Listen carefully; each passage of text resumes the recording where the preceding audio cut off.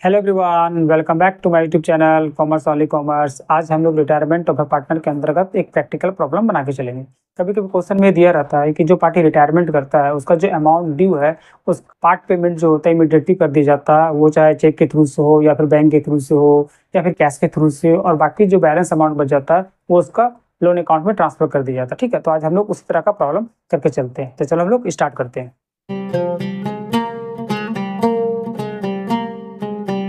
तो चलिए as usual सबसे पहले हम लोग क्या करते हैं, क्वेश्चन को रीड कर लेते हैं। क्वेश्चन में क्या बता रहा है, Pankaj, Naresh and Saurabh are partners sharing profit in the ratio 3:2:1। तीन पार्टनर है, पंकज, नरेश एंड सौरभ है, और उन लोग का रेशियो जो बता रहा है 3:2:1 है। रिटायर कौन कर रहा है? Naresh retires from the firm. Their balance sheet as on 31 March 2019 was as for. Balance sheet दे दिया है, नरेश रिटायर हो रहा है। ठीक है, ये मेरा ओल्ड बैलेंस शीट है। इसमें क्या क्या आपको देख के चलना है। सबसे पहले हम लोग लायबिलिटी साइड में देख के चलते हैं। लायबिलिटी साइड में क्या दे रहा है? लायबिलिटी साइड में कैपिटल दिया पंकज का 46,000, नरेश का दिया 30,000 और सुरेश का दिया 20,000। इसको हम लोग क्या करते हैं कि पार्टनर्स कैपिटल का क्रेडिट साइड में यहाँ लिख देंगे बाय बैलेंस बीडी करके लिख दिए 46,000 पंकज का, उसके बाद 30,000 नरेश का, और फिर 20,000 जो था वो सुरेश का था। ठीक है, ये तो मेरा हो गया पार्टनर्स कैपिटल हो गया। उसके बाद जनरल रिजर्व दिया 12,000।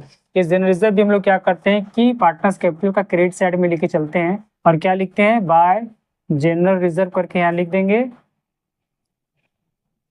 कितना दिया हुआ? 12,000 दिया हुआ। ये 12,000 क्या करेंगे कि तीनों पार्टनर में हम लोग क्या करते हैं कि ओल्ड रेशियो के हिसाब से डिस्ट्रीब्यूट कर देते हैं। ओल्ड रेशियो यानी कि 3:2:1, यानी कि कितना था? 12,000 है।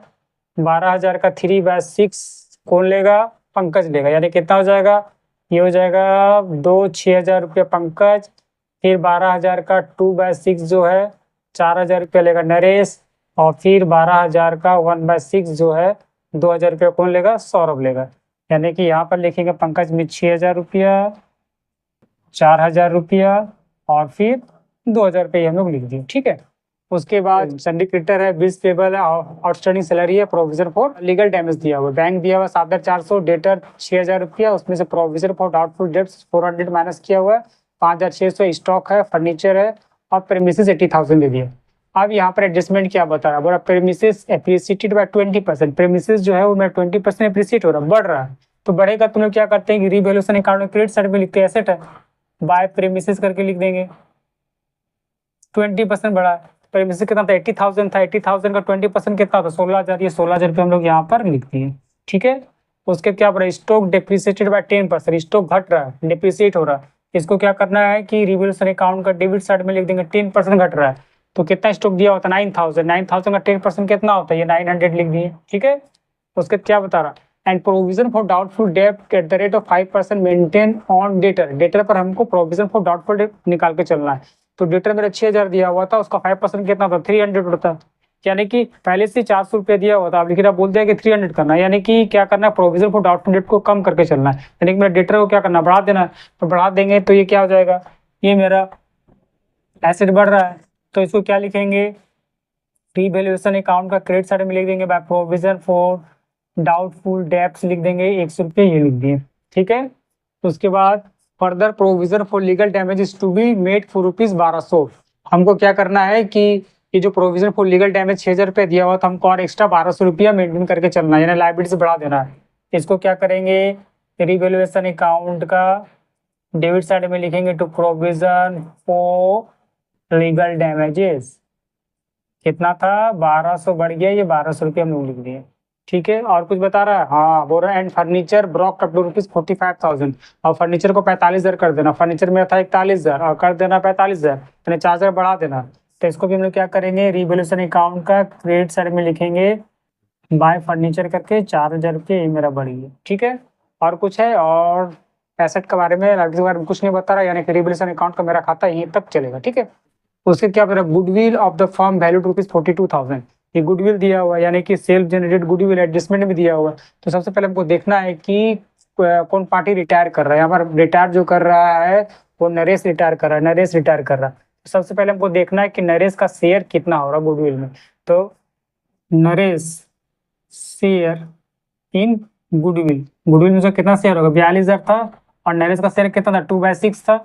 ये 14,000 रुपये, 14,000 रुपये क्या होगा, ये 14,000 रुपया पंकज और सौरभ जो है वो गेनिंग रेशियो के हिसाब से डिस्ट्रीब्यूट करके चलेगा। ठीक है, तो गेनिंग रेशियो में निकाल लेते हैं, पंकज का निकाल लेते हैं। पंकज का न्यू रेशियो दिया हुआ 5/6 और ओल्ड रेशियो दिया हुआ 3/6, यानी 5/6 माइनस 3/6 होगा, यानी 2/6 जो है वो पंकज का गेनिंग रेशियो हो गया। और उसके बाद सौरभ का कितना होगा, ओल्ड रेशियो दिया हुआ था कितना 1/6 और न्यू रेशियो भी 1/6 दिया हुआ और ओल्ड रेशियो 1/6 दिया हुआ, यानी कि नील, यानी कि जो सौरभ है उसको कोई भी गेनिंग रेशियो नहीं हो रहा। इसका मतलब क्या है कि जो 2/6 यानी कि पंकज को सिर्फ गेन हो रहा, तो यही क्या करेगा कि नरेश को गुडविल देगा 14,000 रुपया, यानी यहाँ लिखेंगे बाय पंकज कैपिटल अकाउंट करके नरेश में लिख देंगे 14,000 रुपया। और डेबिट साइड में आके क्या लिखेंगे, यहाँ पर टू नरेश कैपिटल करके पंकज का खाता में लिख देंगे, ये मेरा 14,000 रुपया हो गया। ठीक है, और उसके बाद और कुछ है, और कुछ भी नहीं है। ठीक है, उसके बाद हम लोग क्या करेंगे, सबसे पहले रिवैल्यूएशन अकाउंट का खाता क्लोज करते हैं, उसका पार्टनर्स कैपिटल हम लोग देख के चलेंगे। रिवैल्यूएशन कितना है, 16 20 20,100, 20,100 में से 2,100 गया तो कितना बचा, 18,000। ये मेरा प्रॉफिट है 18,000 रुपया। इसको क्या करेंगे, पंकज नरेश और सुरेश में डिस्ट्रीब्यूट कर देना है ओल्ड रेशियो के हिसाब से, यानी 18,000 का 3/6, 18,000 का 3/6 कितना होता है, 9,000, ये पंकज को मिल जाएगा, 9,000 पंकज को।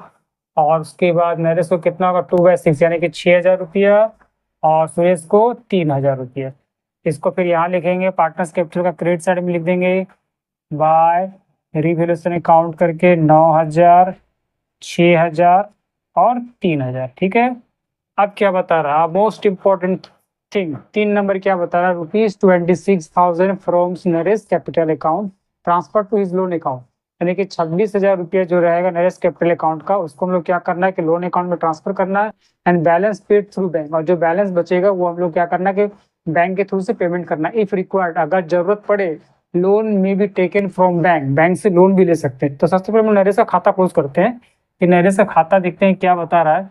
यह हो गया 30 4 34 34 और 20, 54,000 रुपया। ये 54,000 रुपया, ये 54,000 रुपया यहाँ लिख दिए, नरेश का 54,000, उसमें से क्या बोला कि 26,000 रुपया जो है वो क्या करना है कि उसका लोन में ट्रांसफर करना है, यानी कि यहाँ लिख देंगे टू नरेश लोन 26,000 रुपया। तो बाकी कितना बच गया, 54 में 26 गया तो 28,000 बचा, 28,000 रुपया उसको क्या करना पड़ेगा, पेमेंट करके चलना पड़ेगा, यानी यहाँ लिखेंगे टू बैंक अकाउंट करके 28,000 रुपया जो है इसका हम लोग पेमेंट करके चलना। ठीक है, उसके बाद अब हम लोग क्या करते हैं कि पंकज और सुरेश का खाता क्लोज करते हैं, 20 2 22 22 3 25,000, ये 25,000 हो गया। यहाँ लिखेंगे टू बैलेंस CD करके, ये 25,000 सुरेश में, और ये पंकज क्या 40 से 52 52 और 9 61,000, 61,000 61,000 में 14 गया तो कितना बचा 47,000, यानी कि पंकज का 47,000, सुरेश का 25,000। अब यहाँ पर बैलेंस शीट में आएंगे, यहाँ पर कैपिटल लिखेंगे पहले इन दोनों का, पंकज का और सुरेश का, पंकज का 47,000 और सुरेश का 25,000, कितना हो गया 72,000। ठीक है, उसके बाद नरेश लोन कितना किए 26,000 रुपये, नरेश लोन कर देते हैं, नरेश लोन ये 26,000 रुपया कर दिए। ठीक है, उसके बाद जनरल रिजर्व हो गया, सन्ड्री क्रेडिटर के बारे में कुछ बताया था, कुछ नहीं बताया था, जितना है उतना ही हम उतार देंगे। यहाँ लिख देंगे सन्ड्री क्रेडिटर्स कितना था 15,000 रुपया। ठीक है, उसके बाद बिल्स पेबल अनचेंज है, जितना है उतने लिख देंगे हम लोग। बिल्स पेबल कितना था 12,000 रुपया था। ठीक है, 12,000 रुपये लिख दिए। उसके बाद आउटस्टैंडिंग सैलरी भी 22,000 रुपया अनचेंजिंग है, इसको भी जितना है उतना ही लिख देंगे 2,200 रुपया। और प्रोविजन फॉर लीगल डैमेजेस 6,000 रुपया और इधर 1,200, यानी 7,200 रुपया हो जाएगा। प्रोविजन फॉर लीगल डैमेजेस 7,200 रुपये, ये मेरा हो गया। ठीक है, उसके बाद हम लोग एसेट साइड में देखते हैं। एसेट साइड में क्या बताया, बैंक था 7,600 रुपया। ठीक है, बैंक में दे रहा था 7,600 रुपया, और उसके बाद हम लोग पेमेंट कितना के पार्टी को 28,000 रुपये पेमेंट किए नरेश को, तो 28,000 पेमेंट करेंगे तो मेरे पास कितना बैलेंस आएगा, 20,400 रुपये। अभी तो ओवर मतलब हमको एक्स्ट्रा पैसा देना पड़ेगा। तो क्या करना पड़ रहा है, बता दिया कि इफ रिक्वायर्ड लोन में बी टेकन फ्रॉम बैंक, यानी कि हमको 20,400 रुपये जो है बैंक से लोन लेना पड़ा। इसको हम लोग क्या करेंगे, लाइबिलिटी साइड में लिख देंगे बैंक लोन 20,400 रुपये हम लोग यहाँ पर लिख दिए। ठीक है, ये मेरा बैंक हो गया। उसका डेटर मेरा कितना बता रहा है, डेटर मेरा बता रहा है कि यहाँ पर डेटर जो था वो मेरा 6,000 रुपया था। और उसके बाद फिर प्रोविजन फॉर डाउटफुल डेब्ट्स में वो कितना करना है, 300 रुपया। ये मेरा 5,700 रुपये का। सर 300 रुपये कहाँ से आया, 400 रुपये पहले से मेंटेन करके चल रहा था, लेकिन उसको क्या बोला था एडजस्टमेंट की 5% कर देना, यानी 300 रुपया कर देना। तो हम लोग क्या किए, 300 रुपया कर दिए। उसके बाद स्टॉक के बारे में क्या बताया था, स्टॉक 9,000 था, बोला था कि 10% घट गया था, 900 घट गया था। तो 9,000 में से 900 गया तो 8,100 बचा। ठीक है, फर्नीचर 41,000 रुपया था पुराना में, और अभी कितना हो गया, 45,000 रुपये। 45,000 रुपये लिख दिए। ठीक है, और उसके प्रेमिसेस के बारे में क्या बोला था कि 20% बढ़ गया था, यानी 80,000 प्लस 20% 96,000। ये मेरा हो गया। अब इसके बाद हम लोग क्या करेंगे, जोड़ देंगे कितना को, 96 और इधर 31, 1,41, 41, 49, 54, 1,54,800।